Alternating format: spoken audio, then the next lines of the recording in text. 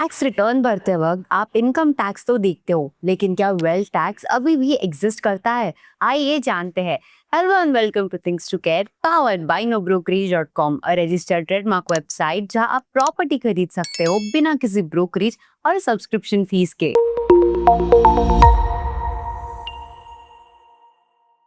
आज के वीडियो में हम बात करेंगे वेल्थ टैक्स होता क्या है और इसका इंडिया में क्या स्टेटस है। रियल एस्टेट पर अभी कौन से टैक्सेस अप्लीकेबल है? अगर आपके पास एक से ज्यादा प्रॉपर्टीज है तो क्या फर्क पड़ता है? क्या एनआरआईज के लिए वेल्थ टैक्स अलग है?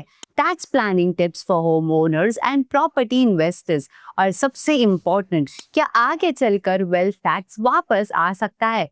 और साथ ही एक बोनस टिप भी देखेंगे, FAQs from real people about wealth tax and property.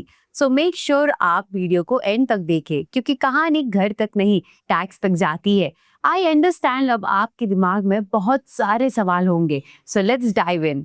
Wealth tax पहले क्या था और अब है या नहीं? सबसे पहले ये कंफ्यूजन क्लियर करते हैं कि वेल्थ टैक्स इंडिया में 1957 से 2015 तक अप्लाई होता था, लेकिन उसके बाद इसे अबॉलिश कर दिया गया। तब का रूल क्या था ये जानना भी इम्पोर्टेंट है। So the answer is wealth tax apply होता था जब आपके पास स्पेसिफाइड अनप्रोडक्टिव एसेट्स हो, जैसे सेकेंड रेसिडेंशियल प्रॉपर्टी जो अगर सेल्फ ऑक्यूपाइड नहीं है, farm houses within 25 kilometre of city, jewellery, cars, yachts, cash above 50,000। और टैक्स रेट होता था 1% on net wealth exceeding 30 lakhs। लेकिन फिर इसे बंद क्यों किया गया? बिकॉज लोग एसेट्स को अंडर वैल्यू करते थे और कलेक्शन कॉस्ट ज्यादा थी। इसीलिए 2015 बजट में वेल्थ टैक्स हटाकर सरचार्ज लगा दिया गया हाई इनकम इंडिविजुअल्स के ऊपर। आज के टाइम पे वेल्थ टैक्स तो नहीं है, लेकिन रियल एस्टेट पर कई दूसरे टैक्सेस लगते हैं, जैसे फर्स्ट प्रॉपर्टी टैक्स जो हर साल म्युनिसिपल अथॉरिटी को देना होता है। नेक्स्ट कैपिटल गेन्स टैक्स, ये तब लगता है जब आप प्रॉपर्टी बेचते हो। फिर stamp duty and registration charges, ये तब लगते हैं जब आप घर खरीदते हो। रेंटल इनकम टैक्स जब आप प्रॉपर्टी रेंट पे देते हो। But the important part is there is no annual wealth tax on residential properties as of now.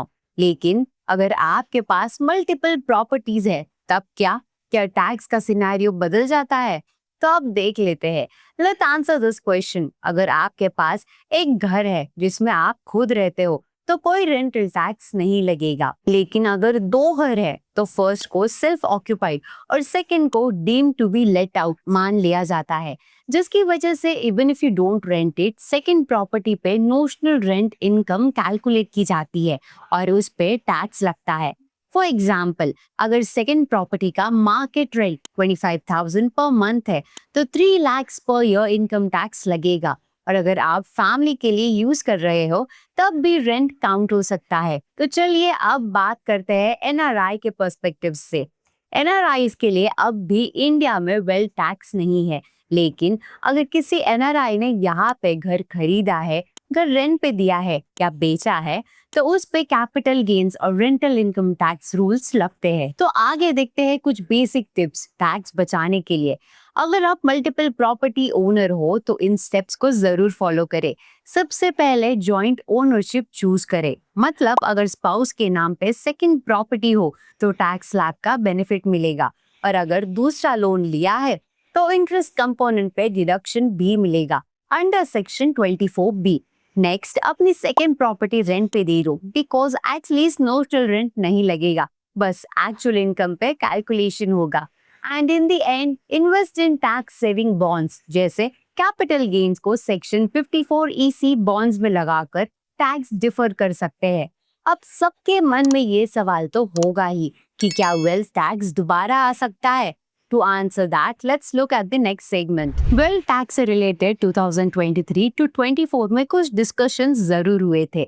Media reports में ये चर्चा थी कि एक पर्टिकुलर इनकम से ज्यादा अर्न करने वाले इंडिविजुअल्स पर एनुअल वेल्थ टैक्स वापस आना चाहिए। लेकिन अब तक कोई फॉर्मल अनाउंसमेंट नहीं हुआ है because the government currently focuses more on capital gains and income tax for revenue. लेकिन अगर आगे जाके economic reforms या social equity policies आई तो wealth tax वापस आने की संभावना को हम इग्नोर नहीं कर सकते। तो now we have reached the end of this video. To sum up, हम यही कहना चाहेंगे कि घर लेना सबका सपना होता है, लेकिन उस सपने के साथ जुड़ती है एक जिम्मेदारी, टैक्स रिस्पॉन्सिबिलिटी की। आज वेल्थ टैक्स नहीं है, लेकिन income tax, property tax, capital gains सब आपके फाइनेंशियल प्लानिंग में क्रूशियल रोल प्ले करते हैं। तो जितनी जल्दी आप इन टैक्सेस को समझ जाते हैं, उतनी ही स्मार्टली आप अपनी प्रॉपर्टी का बेनिफिट उठा सकते हैं बिना किसी अननेसेसरी बर्डन के। तो दोस्तों, आज हमने डिस्कस किया कि वेल्थ टैक्स इंडिया में अब नहीं है, लेकिन होम ओनरशिप का मतलब हमेशा जीरो टैक्स नहीं होता। अगर आप स्मार्ट बायर या इन्वेस्टर बनना चाहते हो तो लीगल और टैक्स प्लानिंग दोनों इक्वली जरूरी है। अगर आपने हमारा पिछला episode on NRI buyers in India, legal, tax and RBI guidelines नहीं देखा है तो उसे भी जरूर देखिए।